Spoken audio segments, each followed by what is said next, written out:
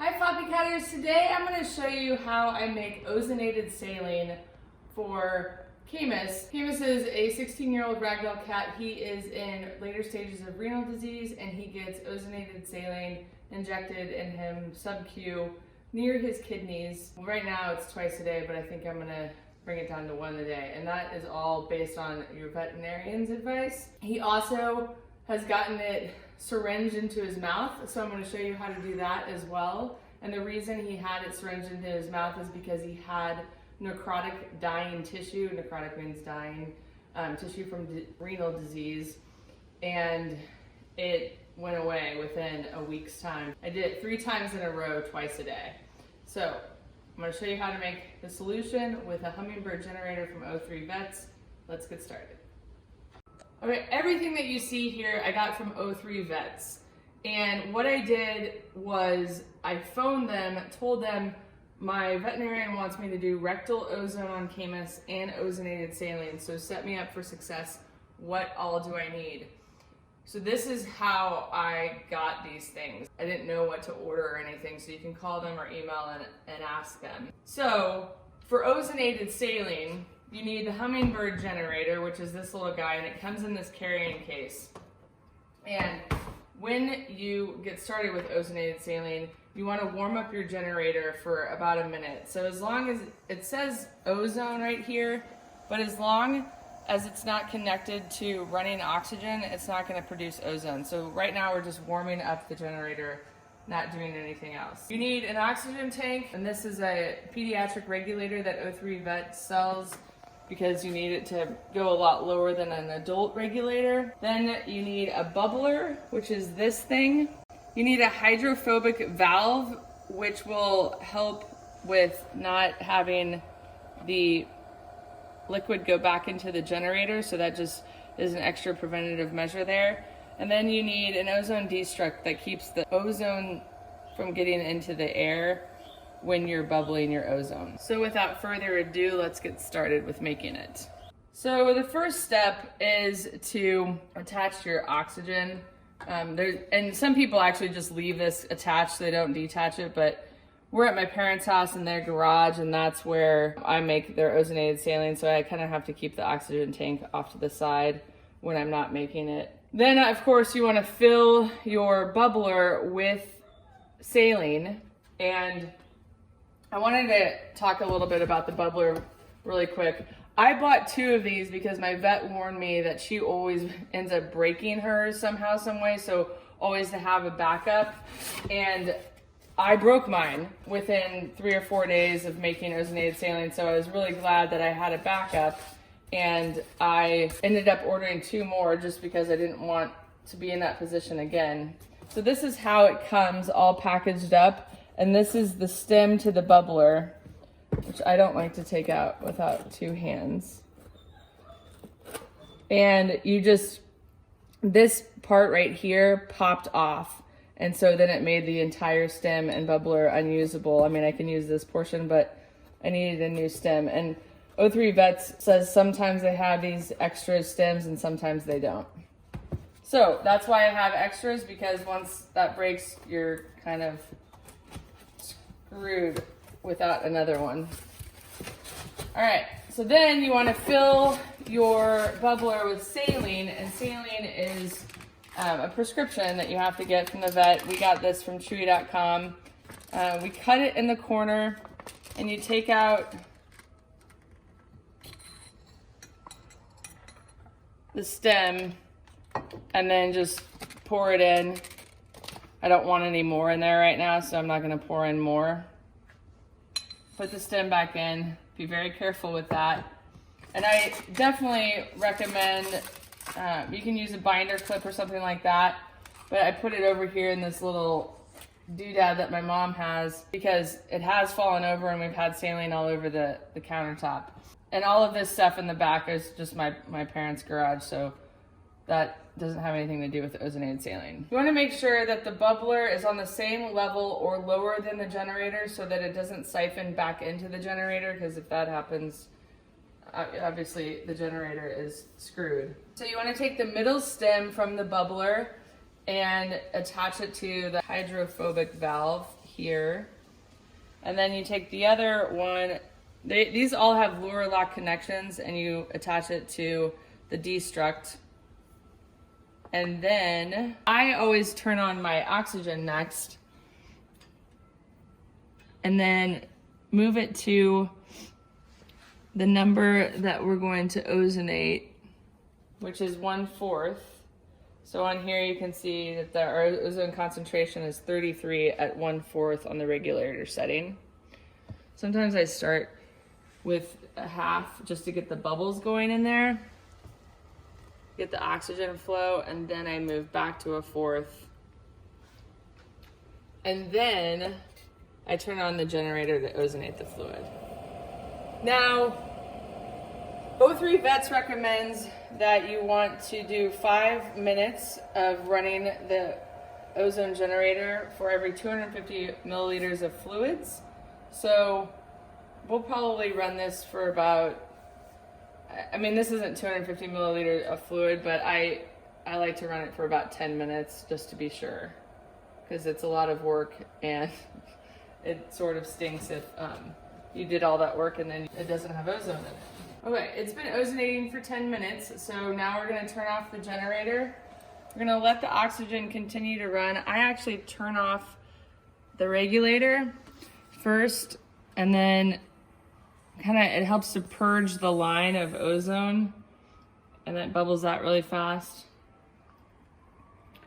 And then I put it back to 0 and unplug it from the generator. Get it ready for storage. And then you disconnect the hydrophobic valve and the destruct. And then I store this little stem. I don't know how other people do it, and I would love to know if you're watching this and you store it a different way that works for you, let me know. But I take out the stem and I put it back in the box, but I don't stuff it back into the holes of that box, because that's how I broke the other one, by stuffing it in there and pulling it back out. So I just leave it like set on top of itself and close it up and set it up here. And then I go ahead and put back the generator and everything else. A little bit of saline on that.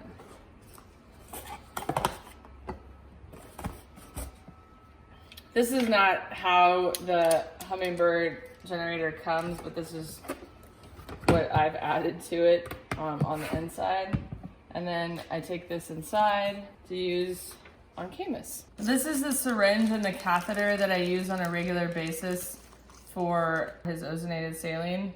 So you attach the catheter to the syringe, and all of this I got from O3 Vets. You dip it into there, and then you start extracting it. So some ozone gas that came out when I did that. Some people give fluids to their cat through this kind of syringe. We use a lactated ringer's bag.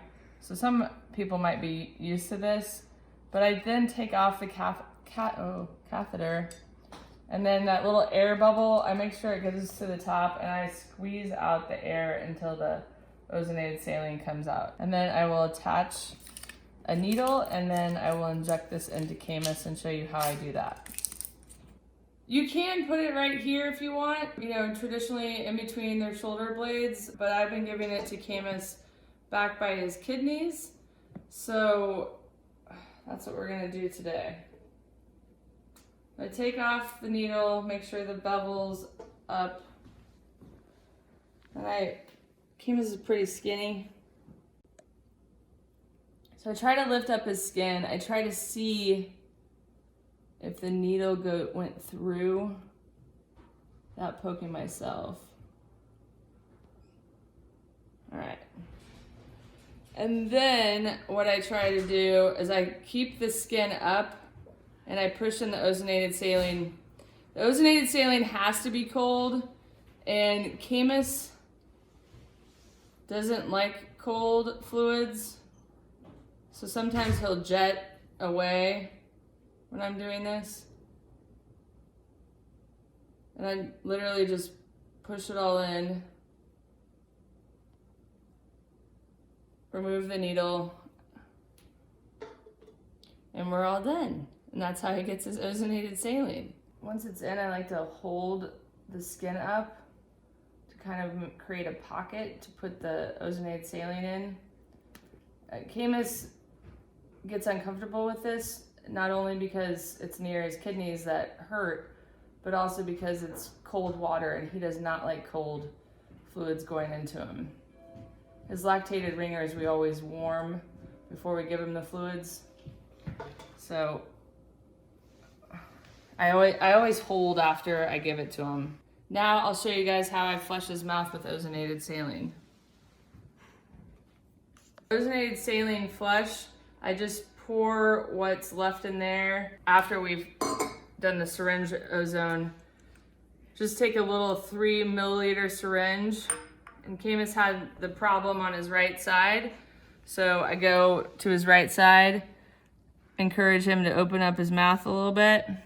He doesn't like it. He doesn't mind it. I mean, it's just salt water, so it doesn't taste bad. It's just awkward. And I try to flush back towards that back tooth that had the problem. Oh, sorry.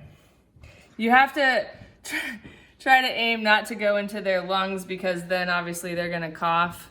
And I try to do it 3 times, but we'll just do it 1.5 here.